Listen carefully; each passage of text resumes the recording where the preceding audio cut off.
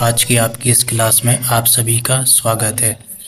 अभी अपना class 11th का चैप्टर पहला रसायन विज्ञान की मूल अवधारणाएं चल रहा है, जिसमें अपन ने पूरा चैप्टर जो है कंप्लीट कर लिया था और उसके जो क्वेश्चन आंसर थे वो भी अपन ने कंप्लीट कर लिए थे। आज अपन को उसके उसी पार्ट के न्यूमेरिकल जो सवाल होते हैं या जो आंकिक प्रश्न होते हैं उनको आज अपन को सॉल्व करना है। तो एक एक करके अपन सभी क्वेश्चनों को है ना देखेंगे। इसमें पहला जो क्वेश्चन है आपका वो है 11 ग्राम CO2 में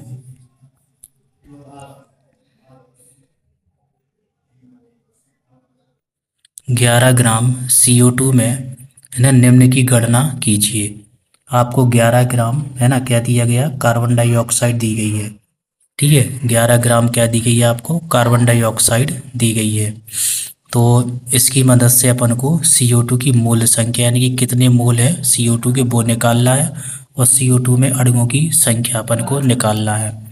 तो इसके लिए फॉर्मूला है, ये अपन ने मैंने आपको बताया भी है कि जैसे अपन को पहले मोल संख्या निकालना यानी कि CO2 के कितने मोल है वो अपन को निकालना यानी कि 11 ग्राम CO2 में है ना। तो इसमें क्या है, अपन को मोल की संख्या निकालना है कि कितने मोल है। ठीक है, तो इसको निकालने के लिए फॉर्मूला होता है मोल यानी कि N बराबर है ना गिवन वेट, यानी कि जितना अपन को वेट दिया जाता है उसका, और नीचे क्या कर देना अपन को उसका मोलर मास यानी कि आणविक जो द्रव्यमान होता है उसका, उससे अपन इसको डिवाइड कर देना है ना। तो क्या है, मोल की संख्या आ जाएगी। तो यहाँ पे फॉर्मूला ये लिखा हुआ है, मोल संख्या बराबर द्रव्यमान। ठीक है, ये अपन को गिवन वेट होता है यानी कि जितना अपन को वेट यहाँ पे दिया जाता है, और नीचे लिखना है उसका अणु भार यानी कि मोलर मास। ठीक है, नीचे क्या लिखना है अपन को, मोलर मास लिखना है। ठीक है, तो अपन लिख देंगे 11 और बटे में 44। यहाँ पे 11 अपन को दिया गया है और इसका जो CO2 का जो है ना मोलर मास होता है वो होता है 44। इसको जब अपन है ना सॉल्व करेंगे तो आ जाएगा 11 एकम 11 और 11 चौक 44 यानी कि 1/4 आ जाएगा। इसको जब अपन आगे सॉल्व कर लेंगे तो आ जाएगा 0.25। ठीक है, 0.25 मोल आ जाएंगे यानी कि CO2 के जो मोल होंगे वो 0.25 हो जाते हैं। अब इसके बाद अपन को निकालना है CO2 के अणुओं की संख्या, है ना कि CO2 के कितने अणु उसमें उपस्थित है। तो इसका फॉर्मूला होता है अणु संख्या बराबर मोल संख्या गुणा में एवोगैड्रो स्थिरांक। यानी कि इसमें क्या करना होता है कि जितने अपन ने मोल निकाले हैं, ठीक है, इस जितने अपन ने मोल निकाले हैं इस मोल का गुणा अपन क्या कर देंगे, एवोगैड्रो नंबर यानी कि Na से कर देंगे। ठीक है, और Na का जो मान होता है वो होता है 6.022 गुणा 10⁻23, ये इसका मान होता है। ठीक है, तो जितने भी मोल अपन निकाले हैं इसका गुणा अपन Na से यानी कि एवोगैड्रो नंबर होता है इससे गुणा कर देंगे तो उसमें अणुओं की संख्या आ जाती है। ठीक है, तो यहाँ पे वही किया गया है कि यहाँ पे अणु संख्या निकालने के लिए अपन मोल संख्या है ना, तो मोल संख्या है 0.25। ठीक है, गुणा में क्या है 6.022 गुणा 10⁻23, ये अपन ने इसका गुणा कर दिया तो इसमें मोल है ना जो अणुओं की संख्या है वो आ जाती है। कितनी आती है, ये आती है ना 1.506 गुणा 10⁻23 ये आ जाती है। ठीक है, तो इस तरीके से अपन इसके है ना मोल संख्या और अणु की संख्या अपन निकाल सकते हैं। इसके बाद दूसरा क्वेश्चन है, एक परमाणु है, ठीक है, गंधक यानी कि सल्फर है। ठीक है, गंधक का मतलब क्या है, सल्फर। एक परमाणु है सल्फर और एक अणु है H2O यानी कि है ना H2O का अणु है कि ग्राम में मात्रा ज्ञात कीजिए। इसकी अपन को ग्राम में मात्रा निकालना है। तो एक परमाणु गंधक का है, ठीक है, तो इतने गंधक परमाणुओं का द्रव्यमान, ठीक है, तो इतने या एक मोल बोल सकते हैं अपन इसको, एक मोल।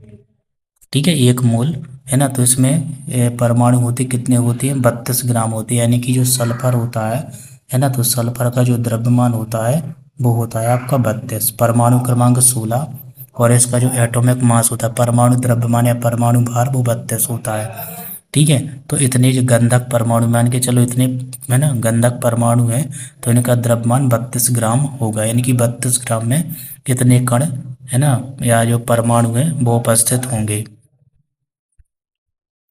अब एक गंधक परमाणु का द्रव्यमान, ठीक है, तो क्या कर देंगे 32/6.022 गुणा 10⁻23 कर देंगे। ठीक है, तो एक गंधक परमाणु का जो द्रव्यमान है वो आ जाएगा 5.314 गुणा 10⁻23 ग्राम, ये आ जाएगा। इसके बाद फिर क्या करना है अपन को, इतने जल अणुओं का द्रव्यमान, यहाँ पे सल्फर का आ गया, अब यहाँ पे निकालना अपन को जल अणुओं का, है ना। तो इतने जल अणु, इसको अपन एक मोल भी कह सकते हैं। क्या बोल सकते हैं इसको अपन, एक मोल भी बोल सकते हैं, है ना। तो इसमें अणुओं का जो द्रव्यमान है वो होगा 18 ग्राम। ठीक है, कितना होगा 18 ग्राम, यानी कि जो H2O होता है, ठीक है, तो इसका जो द्रव्यमान है वो कितना हो जाएगा 18 ग्राम हो जाता है। अब यहाँ पे एक जल अणु है, ठीक है, अब यहाँ पे क्या है, एक जल अणु है ना। तो इसका द्रव्यमान कितना हो जाएगा 18, और बटे में क्या हो जाएगा 6.022 गुणा 10⁻23, है ना। तो इसको अपन डिवाइड कर देंगे तो ये आ जाएगा 2.99 गुणा 10⁻23 ग्राम आ जाता है। अब इसके बाद अगला सवाल है कैल्शियम फॉस्फेट। इसके बाद अगला क्वेश्चन है ना, जो कैल्शियम फास्फेट है ना, Ca3PO4 का होल साइज में, इसमें अपन को कैल्शियम, फास्फोरस और ऑक्सीजन के द्रव्यमानों का अपन को प्रतिशत ज्ञात करना है। ठीक है, तो सभी का अपन अलग अलग, है ना, प्रतिशत द्रव्यमान इसका निकालेंगे। तो प्रतिशत द्रव्यमान निकालने के लिए, है ना, सूत्र होता है कि पहले अपन को निकालना है मतलब खुद का द्रव्यमान। ठीक है, मान के चलो खुद कितना है, ठीक है, तो इसका खुद का द्रव्यमान निकालेंगे और यहाँ पे अपन लिख देंगे टोटल द्रव्यमान, है ना। जो आपको मॉलिक्यूल दिया गया उसका टोटल द्रव्यमान लिख देंगे, गुणा कर देंगे 100 से। ठीक है, तो यहाँ पे लिखना है आपको खुद का द्रव्यमान कि कितना उसका द्रव्यमान है, और यहाँ पे लिख देना टोटल मॉलिक्यूल का द्रव्यमान और गुणा कर देना 100 से। ठीक है, तो यह आपका आंसर आ जाएगा। तो यहाँ पे अपन देखेंगे, यहाँ पे निकालना है अपन को कैल्शियम का। ठीक है, सबसे पहले अपन को कैल्शियम का द्रव्यमान निकालना है। तो कैल्शियम का द्रव्यमान निकालने के लिए यहाँ पे कर देंगे 3, या तो अपन को डायरेक्ट कैल्शियम का द्रव्यमान पता हो तो अपन डायरेक्ट कर सकते हैं इसको। ठीक है, इसको क्या कर सकते हैं अपन, डायरेक्ट कर सकते हैं। यदि डायरेक्ट नहीं है पता तो आप यहाँ पे लिख सकते हैं 3 गुणा में कैल्शियम का द्रव्यमान। ठीक है, 3, क्योंकि 3 है कैल्शियम इसमें। ठीक है, तो ये कैल्शियम का अपन को द्रव्यमान और इसका गुणा कर देना है, बटे में अपन को टोटल इसका Ca3, है ना, PO4 का जो होल टॉइज है इसका पूरे का अपन को, है ना, आणविक द्रव्यमान निकालना है, गुणा में कर देना है 100। ठीक है, तो वही यहाँ पे किया गया है। तो यहाँ पे 3, कैल्शियम का द्रव्यमान होता है आपका 40। ठीक है, कैल्शियम का द्रव्यमान कितना होता है आपका 40 होता है। ठीक है, तो इसका अपन को द्रव्यमान निकालना है, तो 3 और गुणा में 40, ये कैल्शियम का द्रव्यमान 40 होता है। ठीक है, तो 3 का कितना हो जाएगा 120 हो जाएगा। फिर यहाँ पे प्लस लगाना है अपन को, यहाँ पे PO4 का, है ना, आणविक द्रव्यमान निकाला गया यहाँ पे, है ना, पूरे का आणविक द्रव्यमान कितना होता है। तो कैल्शियम का होता है 40। ठीक है, ऐसे 3 कैल्शियम है, प्लस में, है ना, क्या है, फास्फोरस है ना। तो फास्फोरस, इन फास्फोरस का अपन निकालेंगे तो फास्फोरस का होता है 31। ठीक है, और प्लस में, है ना, ऑक्सीजन, ऑक्सीजन कितने हैं आपके 4 हैं। ठीक है, ऑक्सीजन 4 और एक का होता है 16, तो गुणा कर देंगे 16 का। ठीक है, और टोटल का इन सभी का अपन, है ना, कर देंगे होल, यानी कि 2, यहाँ पे 2 लिखा है तो 2 का इसमें गुणा कर देंगे इस तरीके। इसको जो अपन सॉल्व करेंगे तो 120 आ जाता है। ठीक है, इसको अपन को सॉल्व करना है 16 16 64, है ना, 64 आ जाएगा यहाँ पे 31, और यहाँ पे क्या आ जाएगा 64 आ जाएगा। ठीक है, इनको जोड़ देंगे अपन तो हो जाएगा 65, यानी कि 91 हो जाएगा ये पूरा। ठीक है,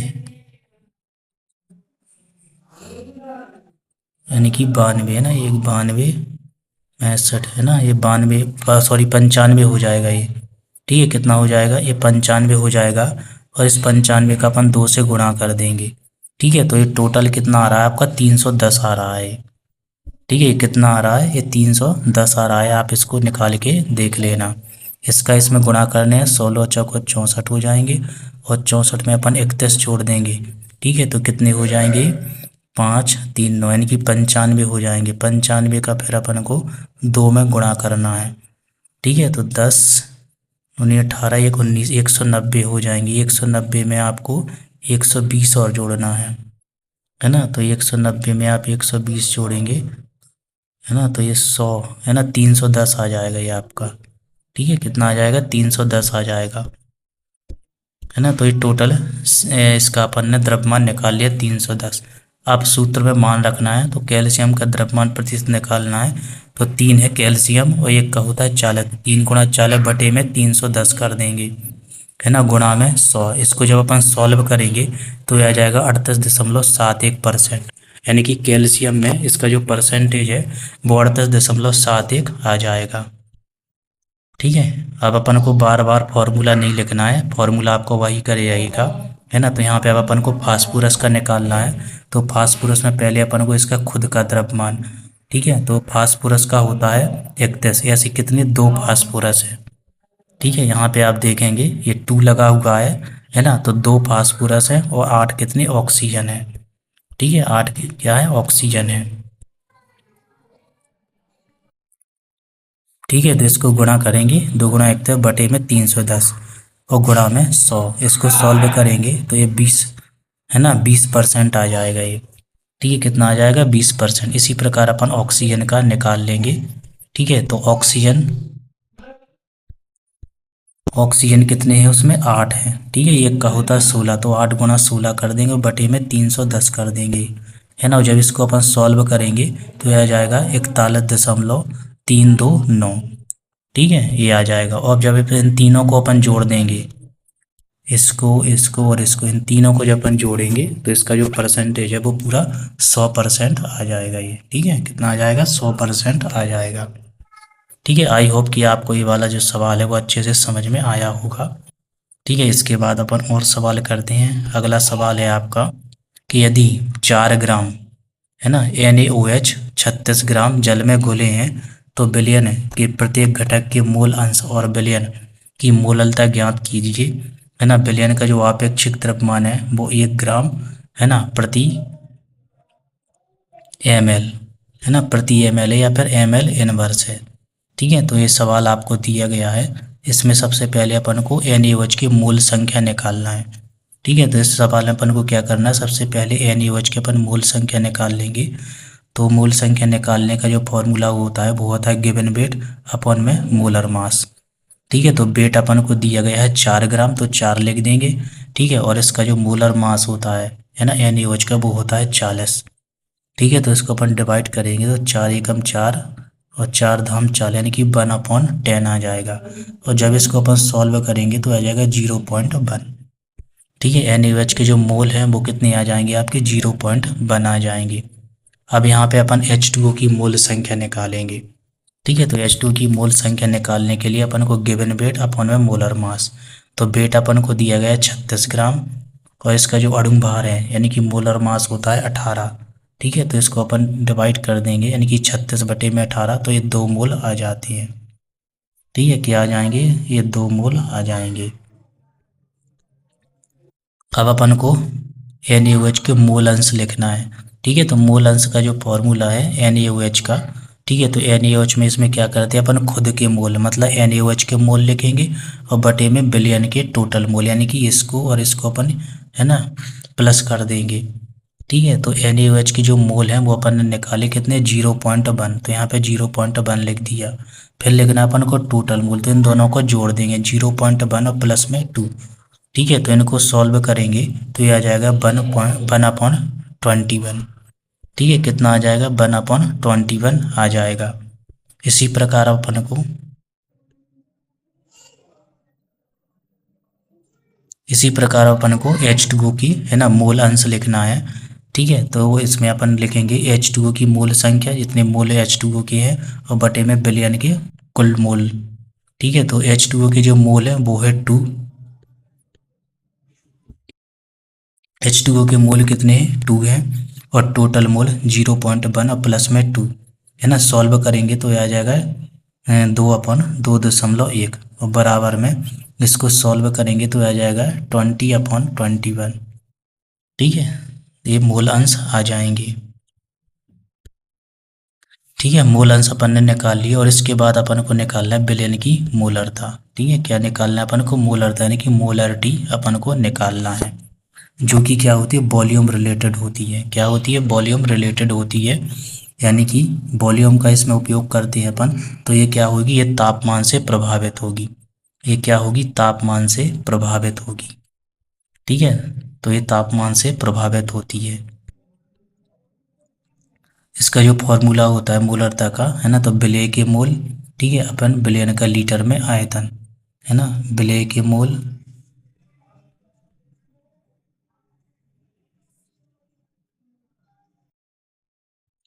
विलेय के मोल और बटे में बिलियन का लीटर में आयतन, है ना। तो जो विलेय के मोल है वो अपन ने निकाले हैं, कितने? 0.1 है।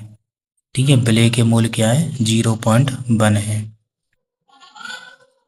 विलेय क्या है? NaOH है इसमें, है ना। ये जो सॉल्यूशन है इसमें विलेय है NaOH, और जो विलायक है वो है आपका H2O। ठीक है, विलायक क्या है? H2O है ना। तो विलेय के जो मोल है, यानी कि NaOH के जो मोल है अपन ने निकाले 0.1 है ना। तो विलयन का जो लीटर में आयतन है ना, तो आयतन निकालने के लिए आयतन अपन को इसमें क्या है? इसमें दिया नहीं गया। ठीक है, इसमें जो आयतन है, यदि 4 ग्राम NaOH 36 जन में घुले हैं तो विलयन के प्रत्येक घटक के मूलंश और विलयन की मोलरता, तो है ना, तो विलयन का अपन को आपेक्षिक घनत्व दिया गया यहाँ पे। ठीक है, क्या दिया गया? आपेक्षिक घनत्व दिया गया। तो इसके माध्यम से अपन क्या करेंगे? इसका आयतन निकाल लेंगे। ठीक है, तो आयतन निकालने के लिए अपन क्या करेंगे? विलयन की, है ना, अपन को आयतन निकालना है, तो आयतन के लिए अपन लिखेंगे विलयन का भार। ठीक है, विलयन का टोटल भार कितना है और बटे में कर देंगे अपन उसका घनत्व, है ना। तो घनत्व अपन को सवाल में दिया गया है। अब विलयन के भार में अपन क्या लिखेंगे? विलयन में होता है आपका विलेय होता है और विलायक होता है। ठीक है, ये दोनों चीज़ें होती हैं अपन को, तो दोनों चीज़ों का क्या है? प्लस लिखना है अपन को, यानी कि दोनों का अपन को भार लिखना पड़ेगा। ठीक है, तो यहाँ पे अपन ने लिख दिया जो विलेय का भार है वो है 4। ठीक है, और जो विलायक का भार है वो अपन को दिया गया 36। ठीक है, और घनत्व दिया गया अपन को 1, है ना। तो इसको अपन प्लस करके, इन दोनों को प्लस करके 1 से डिवाइड कर देंगे तो ये 40 ml आपका आ जाएगा। ठीक है, तो ये ध्यान रखना कि विलयन के यदि अपन को आयतन नहीं दिया गया, ठीक है, तो अपन को घनत्व की सहायता से अपन इसका आयतन कैसे निकाल सकते हैं वो यहाँ पे लिखा हुआ है। अब चूंकि ये ml में है, ठीक है, वो अपन को इसमें क्या है? लीटर में लिखना है। ठीक है, तो इसको लीटर में बदलने के लिए क्या कर देंगे अपन? 1000 से 40 को डिवाइड कर देंगे। ठीक है, 40 को क्या कर देंगे अपन? 1000 से डिवाइड कर देंगे तो ये लीटर में आ जाएगा। और इसको आगे जब अपन सॉल्व करेंगे तो ये आ जाएगा 0.04 लीटर। ठीक है, मोलरता निकालने के लिए अपन इसमें लिख देंगे, है ना, वैल्यू रख देंगे इस वाले फॉर्मूले में। तो 0.1 आ जाएगा और बटे में 0.04, और जब इसको अपन सॉल्व करेंगे तो ये आ जाएगा 2.5 मोलरता। ठीक है, मोलरिटी कितनी आ जाएगी? 2.5 आ जाएगी। इसके बाद अपना नेक्स्ट सवाल है,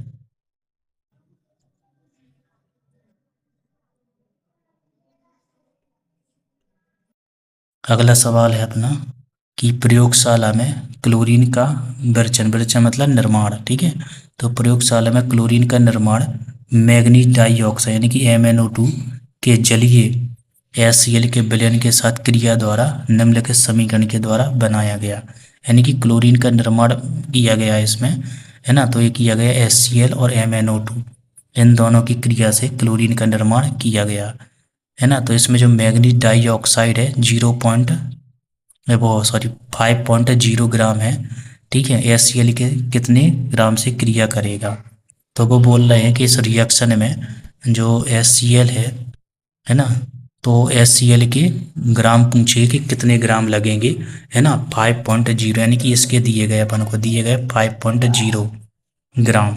ठीक है, तो इतने ग्राम अपन को दिए गए हैं, है ना। तो Cl2 के निर्माण के लिए इनकी अपन को कितनी आवश्यकता होगी वो अपन को इसमें, तो यहाँ पे समीकरण ये लिखा हुआ है। ठीक है, तो समीकरण को अपन देखते हैं। तो जो HCl है, ठीक है, तो क्लोरीन का जो द्रव्यमान होता है इसको अपन है ना द्रव्यमान निकाला गया टोटल का, है ना। तो इसमें HCl के 4 मॉलिक्यूल हैं। HCl के कितने 4 मॉलिक्यूल हैं। तो अपन HCl का द्रव्यमान निकालेंगे तो हाइड्रोजन का होता है 1, ठीक है। इसके साथ में क्लोरीन है तो क्लोरीन का होता है 35.5। क्लोरीन का कितना 35.5 होता है। तो टोटल इसका कितना हो जाएगा 36.5 हो जाएगा ये, ठीक है। कितना हो जाएगा 36.5 हो जाएगा HCl का। ऐसे 4 HCl है तो 4 का गुणा कर देंगे। MnO2 का द्रव्यमान ये होता है 87, ठीक है। MnO2 का जो द्रव्यमान है वो कितना होता है 87 होता है।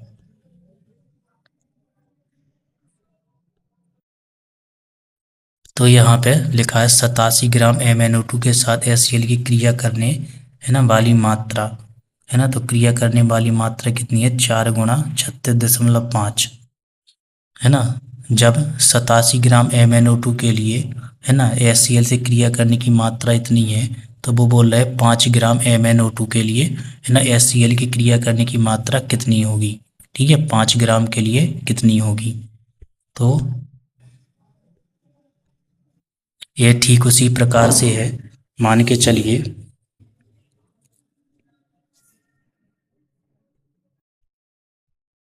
वैसे ही सवाल है। जैसे मान के चलिए है ना 10 पेनों का मूल्य, ठीक है। या मान चलो बोल दें अपन 10 रुपए की, मान के चलिए कितनी 10 पेनें हैं, ठीक है। 10 रुपए की 100 रुपए की कितनी है 10 पेनें हैं।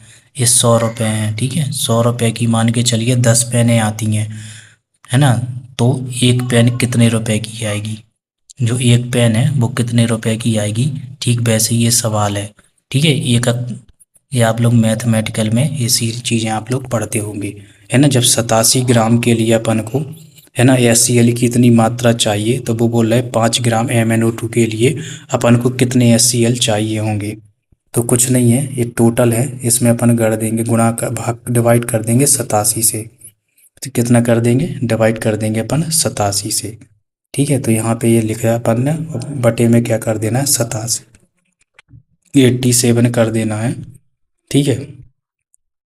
और गुणा में कर देना है 5 ग्राम, ठीक है। गुणा में कितना कर देना 5 ग्राम, तो ये आ जाएगा 8 है ना 39 ग्राम, ठीक है। 8.39 ग्राम ये आ जाएगा। यानी कि 5 ग्राम MnO2 के लिए अपन को इतने ग्राम है ना HCl की आवश्यकता होगी। अब इसके बाद है मूलानुपाती सूत्र से संबंधित सवाल, ठीक है। जो मूलानुपाती सूत्र है वो अपन कैसे निकालेंगे उसके लिए यहाँ पे एक सवाल यहाँ पे ये दिया गया है। एक कार्बनिक यौगिक में कार्बन अपन को 40% दिया गया, हाइड्रोजन 6.66%, ऑक्सीजन 53.34% दिया गया है। तो बोल रहा है कि यौगिक का मूलानुपाती सूत्र निकालिए। तो थोड़ा इसको अच्छे से सवाल को देखना, ये समझने वाली बात है इसमें, ठीक है। सवाल बिल्कुल सरल है लेकिन थोड़ा समझने वाली बात है इसमें, तो आपको अच्छे से इसको समझना है। सबसे पहले अपन को एक सारणी खींचना है इसमें, ठीक है। तो सारणी में अपन को यहाँ पे तत्व लिख देना है ना। फिर अगले कॉलम में तत्व का प्रतिशत द्रव्यमान जितना अपन को दिया गया सवाल में वो अपन को लिखना है। फिर तत्व का परमाणु द्रव्यमान कितना होता है वो लिखना है।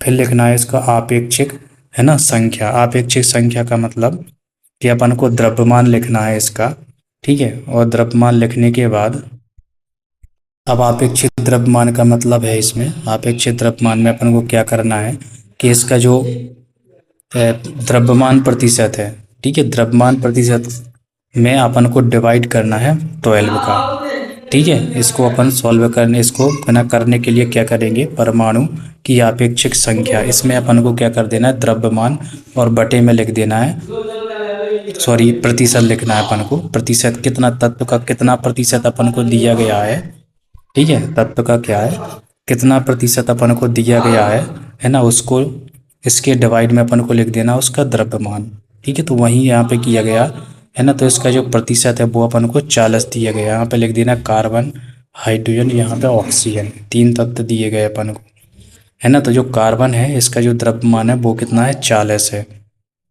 सॉरी प्रतिशत कितना है 40 है ना। इसका प्रतिशत आपको प्रतिशत द्रव्यमान दिए गए 40, और इसका जो द्रव्यमान होता है, परमाणु द्रव्यमान, वो होता है 12, है ना। तो 40/12 कर देना, इसको सॉल्व करेंगे तो ये आ जाएगा 3.33 आ जाएगा ये।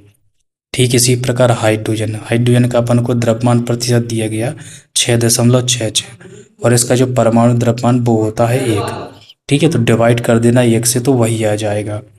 इसके बाद है ऑक्सीजन। ठीक है, ऑक्सीजन का जो द्रव्यमान प्रतिशत अपन को दिया गया वो दिया गया 53 है ना 34, और इसका परमाणु द्रव्यमान होता है 16, तो डिवाइड कर देना अपन को 16 से, है ना। तो इस तरीके से क्या हो जाता है, परमाणु का आपेक्षिक संख्या आपको आ जाती है। अब लिखना है अपन को परमाणुओं का सरलतम अनुपात। तो इसको लिखने के लिए अपन को क्या कर देना है कि इन तीनों में से जो सबसे छोटा अंक आया है, ठीक है, ये जो 3 अंक दिए गए हैं, इन तीनों अंकों में जो भी आपको सबसे छोटा अंक मिले उससे आपको सभी से डिवाइड कर देना है। उससे क्या कर देना, आपको सभी से डिवाइड कर देना है। तो सबसे छोटा अंक आपका ए है और जे बार, ये दोनों बराबर हैं, है ना। तो चाहे आप इसको ले लें चाहे आप इसको ले लें, है ना, और सभी के डिवाइड में कर दें इसको। जैसे मान के चलो ये 33.33 लिखा है, 33.33, तो बटे में आपको 33.33 करना है, क्योंकि सबसे छोटा अंक ए है। तो आप चाहे इसको ले लें चाहे इसको, क्योंकि दोनों बराबर हैं, आपको छोटा अंक लेना है। ठीक इसी प्रकार इसमें 6.66 है, तो इसके डिवाइड में आपको 3.33 करना है। ठीक इसी प्रकार आपको इसमें, है ना, 3.33 है, तो इसमें भी आपको 3.33 का डिवाइड करना है। ठीक है, तो इस तरीके से जब इसको अपन सॉल्व करेंगे, है ना, तो जब इसको अपन सॉल्व करेंगे तो 1 आ जाएगा, इसको सॉल्व करेंगे तो 2 आ जाएगा, और इसको सॉल्व करेंगे तो पुनः 1 आ जाएगा। ठीक है, तो इसका मतलब ये है कि इसमें एक कार्बन है, कार्बन की संख्या 1 है, यहाँ पे जो हाइड्रोजन की संख्या 2 है, और वहीं पे यहाँ पे ऑक्सीजन, तो ऑक्सीजन की संख्या 1 है। ठीक है, तो इस तरीके से इसका जो फॉर्मूला बनेगा वो बनेगा आपका CH2O। ठीक है, इस तरीके से ये इसका फॉर्मूला बन जाएगा, यानी कि ये मूलानुपाती सूत्र इसका आ जाता है। ठीक है, तो यहाँ पे ये मूलानुपाती सूत्र इसमें लिखा गया है। इसके बाद अपना अगला सवाल है, ये भी इसी से संबंधित है। ठीक है, तो इसमें अपन वाष्प घनत्व से अणु सूत्र भी निकालेंगे। ठीक है, इससे क्या करेंगे, अपन मूलानुपाती सूत्र तो निकालेंगे ही, है ना, साथ में अपन इसका अणु सूत्र भी निकालेंगे कि अणु सूत्र इसका क्या होगा। ठीक है, मूलानुपाती सूत्र से अपन अणु सूत्र भी निकालेंगे, इसके आगे का थोड़ा और, है ना, ऐड करके सवाल है ये।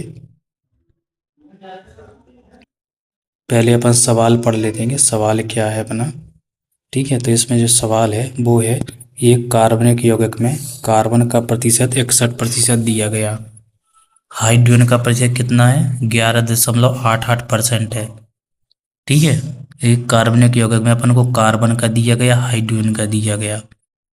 ठीक है, और इसमें अपन को ऑक्सीजन का नहीं दिया गया। आपको रहेंगे इसमें तीनों, कार्बन रहेगा, हाइड्रोजन रहेगा, ऑक्सीजन। तो कार्बन आपको 61% दिया गया, है ना, और जो हाइड्रोजन है वो 11.88 दिया गया। ऑक्सीजन का अपन को निकालना है, वो अपन को दिया नहीं गया।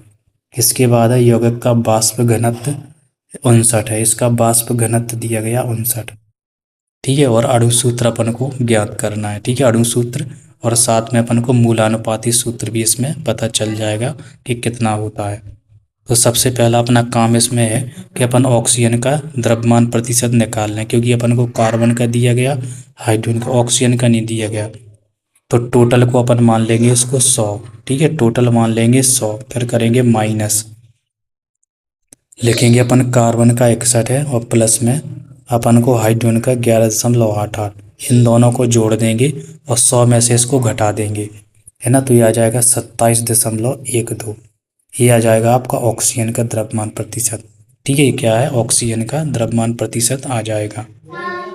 ठीक है, इसके बाद अपन को अब बनाना है सारणी, जैसे अपन ने अभी पिछले सवाल में बनाई थी वैसे ही अपन को इसमें सारणी बनाना है। यहाँ पे तत्व के नाम कार्बन, हाइड्रोजन और ऑक्सीजन, है ना। तत्व का द्रव्यमान प्रतिशत यहाँ पे 61, इसका 11.88 सवाल में दिया गया, और इसका अपन ने निकाल लिया 27.12, है ना। तत्व का परमाणु द्रव्यमान, है ना, तो अपन को पता है कार्बन का 12 ऑक्सीजन का 1 और हाइड्रोजन का 1 और ऑक्सीजन का 16 होता है। ठीक है। और आपको आपेक्षिक संख्या निकालना है तो क्या कर देना आपको, द्रव्यमान प्रतिशत और बटे में कर देना आपको उसका द्रव्यमान, परमाणु द्रव्यमान। ठीक है, तो इसका भी द्रव्यमान प्रतिशत और बटे में उसका द्रव्यमान हाइड्रोजन का। इसके बाद ऑक्सीजन का द्रव्यमान प्रतिशत और द्रव्यमान है ना ऑक्सीजन का बटे में कर देना, और इसको सॉल्व कर दोगे आप तो ये सॉल्व करने से आपका ये आ जाएगा, कार्बन का आएगा 5.08, हाइड्रोजन का 11.88 क्योंकि 1 से डिवाइड किया था, और यहाँ पर ऑक्सीजन का आ जाएगा 1.69। इसके बाद अपन परमाणुओं का सरलतम अनुपात निकालना है, तो इसमें आपको देखना सबसे छोटा अंक कौन सा है, तो इसमें सबसे छोटा अंक ए है, तो इस अंक से सभी तीनों में डिवाइड कर देना। ठीक है, इस अंक से क्या कर देना, तीनों में डिवाइड कर देना है, और जब तीनों में आप इसको डिवाइड करोगे तो कुछ यहाँ पे लिखा कल, इसकी जो वैल्यू आती है वो 3 आती है, इसकी वैल्यू आएगी 7 और इसकी वैल्यू आ जाएगी 1। यानी कि इसका मतलब ये है कि इसमें 3 है इसमें कार्बन। ठीक है, 3 क्या है कार्बन, 7 है इसमें हाइड्रोजन और 1 है इसमें ऑक्सीजन। ठीक है, तो इसका मूलानुपाती सूत्र आ जाएगा C3H7O, ये क्या आ जाएगा, इसका मूलानुपाती सूत्र आ जाएगा। अब इसका अपन द्रव्यमान निकालने के मूलानुपाती सूत्र भार। ठीक है, तो जो मूलानुपाती सूत्र भार निकालेंगे तो कार्बन है इसमें 3, 1 का द्रव्यमान 12 तो 3 गुणा 12, 7 है हाइड्रोजन का 1 तो 7 गुणा 1, ऑक्सीजन इसमें 1 ही है, वो 1 का द्रव्यमान होता है 16। ठीक है, तो इन तीनों को अपन जब जोड़ देंगे, इनको मल्टीप्लाई करना है, इन सबको जोड़ देना है ना, तो ये आ जाएगा 59। ठीक है, कितना आ जाएगा, ये आपका 59 आ जाएगा। इसके बाद यहाँ पे फॉर्मूला होता है एक, आणविक द्रव्यमान है ना बराबर में वाष्प घनत्व और गुणा में 2, ये फॉर्मूला होता है। ठीक है, आणविक द्रव्यमान है ना, यहाँ पे वाष्प घनत्व और यहाँ पे गुणा में 2। ठीक है, तो आपको 59 क्या है इसका वाष्प घनत्व अपन को दिया गया है। ठीक है, 59 क्या है इसका वाष्प घनत्व ही अपन को दिया गया है, और गुणा में 2, इसको सॉल्व करेंगे तो ये आ जाएगा 118। ठीक है, इसको सॉल्व कर देंगे तो 118 यानी कि इसका आणविक द्रव्यमान आ गया, ये है ना, इसका क्या हो गया, ये आणविक द्रव्यमान आ गया, तो कितना है 118 आ गया। ठीक है, कहने का मतलब ये अपन को पता नहीं था, वैसे अगर इसका अपन देखें है ना तो कितना आ रहा, 59 आ रहा है। ठीक है, इसका क्या आ रहा है अपन को 59 आ रहा है ना, तो यदि अपन को वाष्प, अगर पिछले वाले सवाल में अपन को वाष्प घनत्व दिया जाता तो उसका भी अपन मूलानुपाती सूत्र से आणविक सूत्र लिख पाते, है ना। इसके जो पहले अपन ने जो सवाल किया था है ना जे वाला, इसके पहले जो अपन ने ये वाला सवाल किया था, यदि इसमें इसका वाष्प घनत्व दिया जाता तो इसका भी अपन अणु सूत्र निकाल पाते। ठीक है, चूंकि इसमें वाष्प घनत्व नहीं दिया गया इसलिए अपन उसको नहीं निकाल पाए। इसमें क्या है, इसमें आपको वाष्प घनत्व दिया गया है, तो इससे अपन को आणविक द्रव्यमान पता चल गया कि कितना है। ठीक है, अब इसके बाद अपन को क्या करना है, इसमें अपन को एक नंबर निकालना है, नंबर यानी कि जिससे अपन इसमें मल्टीप्लाई करेंगे तो इसका आणविक सूत्र आ जाएगा। ठीक है, इसका क्या आ जाएगा, अणु सूत्र आ जाएगा, वो अपन को नंबर निकालना है। तो वो नंबर निकालने के लिए फॉर्मूला है अपना कि n बराबर, यहाँ पे निकलना है अपन को आणविक द्रव्यमान। ठीक है, जो मॉलिक्यूल है ना उसका पूरा आणविक द्रव्यमान आपको निकालना है, यानी कि मोलर मास निकालना है, और बटे में यहाँ पे क्या कर देना है आपको, है ना 59। ठीक है, 59 क्या है, या तो आप वाष्प घनत्व मान सकते हैं या फिर इसका मूलानुपाती सूत्र, क्योंकि ये दोनों हैं। ठीक है, तो अपन इसको कोई सा भी अपन यहाँ पे लिख सकते हैं। तो जैसे ही अपन यहाँ पर मोलर मास होता है इसका 118 अपन ने निकाल ही लिया है ना, तो 118 आ जाएगा, और बटे में कर देना अपन को 59। ठीक है, मतलब ये वाला द्रव्यमान। ठीक है, तो इसको अपन जब डिवाइड करेंगे तो ये 2 से जाएगा, ये 2 वो अंक हैं जिससे अपन को इससे गुणा करना है। ये जो 2 अंक निकल के आया है, इसका जो मूलानुपाती सूत्र है इसमें अपन को इससे डिवाइड करना है 2 से, मल्टीप्लाई करना है इसका 2 से, है ना। इसका 2 से मल्टीप्लाई करेंगे है ना, तो 3 है यहाँ पे, तो 3 दूनी 6 यानी कि कार्बन 6 हो जाएंगे। यहाँ पे हाइड्रोजन 7 है, 2 गुणा करेंगे तो ये 14 हो जाएंगे। यहाँ पे ऑक्सीजन 1 है और 2 से गुणा करेंगे तो O2 हो जाएगा। इस तरीके से इसका ये अणु सूत्र निकल के आ जाता है। ठीक है, यदि अपन को ऊपर वाले सवाल में वाष्प घनत्व पता होता तो उसका अपन आणविक द्रव्यमान निकाल लेते, वो आणविक द्रव्यमान निकालने से क्या हो जाता है, इसका मॉलिक्यूलर फॉर्मूला अपन पता कर सकते थे। ठीक है, आई होप कि आपको ये सवाल क्या है अच्छे से समझ में आया होगा। ठीक है, तो यहीं पे अपने जो सवाल है ना, जो अंकित प्रश्न है आपके, जो न्यूमेरिकल सवाल हैं वो अपने है ना ख़त्म होते हैं। और इसी के साथ ही अपना जो आज का जो चैप्टर है ना, जो क्लास 11th का जो पहला चैप्टर वो अपना समाप्त होता है। ठीक है, तो अगली क्लास में अपन दूसरा जो चैप्टर है उसको अपन पढ़ेंगे। ठीक है, तो सबसे पहले अपन पाठ में है ना जो भी चीज़ें हैं, जो रूपरेखा क्या क्या अपन को पढ़ना है, जैसे अपन ने पहला पाठ पढ़ा था है ना, ठीक वैसे ही अपन जो दूसरा पार्ट है वो भी अपन अगली क्लास में शुरू करेंगे। ठीक है, तो आज की क्लास में बस इतना ही, और आज की क्लास अपनी यहीं पे समाप्त करते हैं।